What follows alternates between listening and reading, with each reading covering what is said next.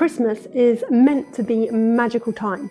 So why does it feel like you're in a race that you just can't win? If the stress of gifts, gatherings, perfection is stealing your joy, you are not alone. What if the secret to enjoying Christmas was not by doing more, but actually by doing less? So how can slow living actually help? Slow living focuses on simplicity, intentionality, and mindfulness. It helps you set boundaries, it helps you prioritize what's important and let go of what isn't. So we're going to go through our 4 main areas of stress, and we're going to see what we can do about them applying these principles. First, we've got gift stress. So here we're going to use the principles of simplicity and intentionality. We're going to set some time boundaries around how much time you're going to spend doing it and when you're going to do it. So I want you to literally block time in a calendar that on Saturday I'm going to spend 4 hours in the local shopping centre and I'm taking this list with me. Maybe it's online shopping. So as well as your Saturday afternoon, you're also going to say on Monday, Tuesday night between 8 and 9 p.m, I'm going to buy these presents for these people and I'm going to actually dedicate time to it. So it doesn't spill over into the rest of your day, it doesn't occupy your thoughts. Compartmentalize, boundaries, focus. This is what we need. This is our kind of intentionality part. But actually the gift choosing, I know so much decision fatigue around this area in terms of choosing, setting a budget, finding the right thing. Because obviously you want your receivers to feel loved and valued and like you know them, you understand them.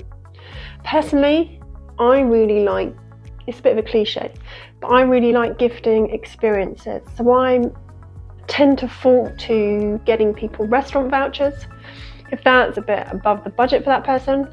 Also things like cinema vouchers and like Starbucks, Costa gift cards, they're really, really great. I'd also recommend lists. This is not rocket science. Lists of the people you need to buy for and the budgets. My dear mother keeps a record of everything she's bought everyone going back like 20 years. It's actually a really helpful thing to do. So next we're going to be looking at perfectionism and what we can do to kind of rein that monster in. It really rears its head up in December.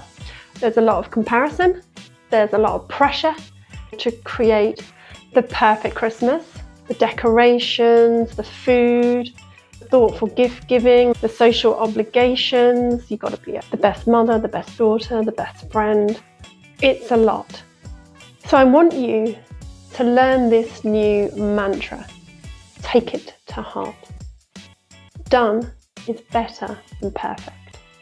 The things that feel really important to you, probably other people don't, this is said with love, but other people probably don't even notice, aren't even aware that you've set this bar so high for yourself. You're still going to have to do the stuff, but you can let go of some of that control and attachment to the perfect outcome. My perfectionism used to show around how we decorated the house. And when the kids were young, I found it really difficult to let go of the fact that it wasn't for me, it was for their enjoyment. So a couple of years back, I just handed the decorating over to the children. They were about 6 and 9 at the time. I put the tree up and then I opened the boxes of decorations. Said, go for it guys, have fun. And yeah, it was a mess, but it was fun and they just loved doing it. And actually when I looked at those decorations all that season, they just made me smile. I'd have to put down that everything has to be the way that I like it for it to be good. Things like food preparation. Do you have to make everyone's favourite dish just the way they like it all in one meal? And of course the answer is no. You can do somebody's special cauliflower cheese to go with the leftovers midweek, or if somebody wants a special dish, you could say, do you know what, I'll do that on New Year's for you and it will be just for you. and then it will be more special. So take that affirmation, done is better than perfect, and apply it to things that give you the stress, where your perfectionism really rears its head, and then let the rest go. Be free to enjoy the moment. The next one that causes a load of stress at Christmas time is the amount of social obligations that start coming in. There's actually a really easy solution to this. It's an easy idea, but the implementation of this one is quite difficult. But the premise of this one is you start declining, or you cut them short, or you postpone them till another time. So things that don't really bring you joy, don't fill you with a nice, pleasant feeling of joyful anticipation, don't go. Just say no. Say, I'm really sorry, I've got loads and loads on this year. Unfortunately, I just can't make that event. I know things that you actually want to do also start to ramp up around Christmas. You could say to a friendship group that maybe meets every year, or a club that gets together, could we rearrange this to January? That way you'll actually have more time to enjoy the time that you actually spend together. And doing things in January, maybe even February, you can also just decline. And the first time you do this, you're going to feel really awkward. But once you start practicing it, it's fine. People understand. You'd be surprised how understanding people are. Everyone knows how much stuff people have got going on. And I think an honest, actually, I'm really busy during this period and I can't make that, is easier than you probably think it is. Now, the other thing I'm going to suggest is when you do go to some of your social obligations is to not drink as much. Am I spoiling all the fun? Probably. Try drinking less. Nobody enjoys waking up with a hangover. It is a busy time of year. You have got a lot going on. You don't want to start your day feeling rough, especially if you've got stuff in place where you said you would do certain things.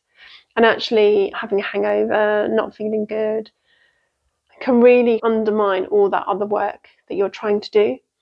So I strongly advise that if you do go, you don't drink, or at least, let's say that, you drink under a hangover level.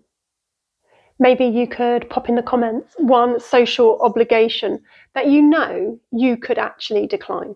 And when it comes up, you're going to say, sorry, I can't make that this year. Go on, let me know.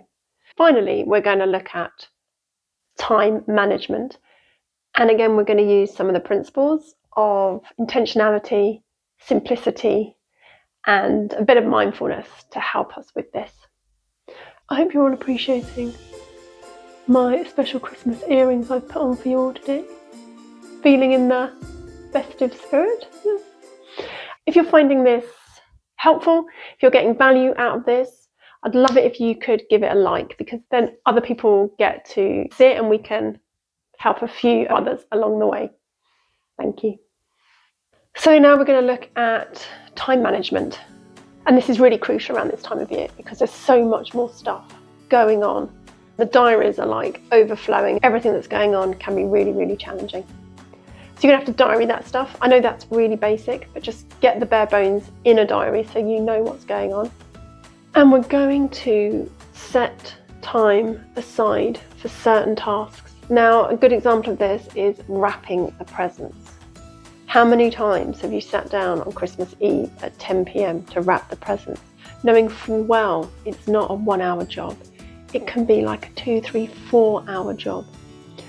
So maybe schedule 2 2-hour sessions or one afternoon where that is the focus. This afternoon, I'm going to wrap presents. This evening, I'm just going to wrap presents between 8 and 10. I'm going to put on some music and I'm going to focus on that. It takes the stress out of it. Set time aside, plan for it to be an enjoyable event. The other thing here is try not to go to bed late. It's similar to the hangover principle. During this busy season, you need to be rested. Rest is really crucial. So don't think that you're helping yourself by staying up till 12, 1, 2 o'clock trying to get stuff done. You're much better off sticking to your bedtime, going to bed, getting a really good night's sleep, and waking up with just a little bit more energy, just feeling better in yourself to be more productive the next day. I really do hope that you've enjoyed this video. I want you to remember the key takeaways. You don't have to do everything you're asked to do. You don't have to do things perfectly. You can do the things that you enjoy and put down some of the things that you don't enjoy. And getting stuff done is better than it being perfect. So hopefully this will have taken a bit of a weight off your shoulder, that you can go into this holiday season feeling a bit more confident and like you could actually enjoy it as well. So if you found some value in this video, it'd be really great if you could give it a like. Let me know anything that you're going to change or anything that you're going to say no to down in the comments, because I love hearing from you guys. And I'll see you in the next one.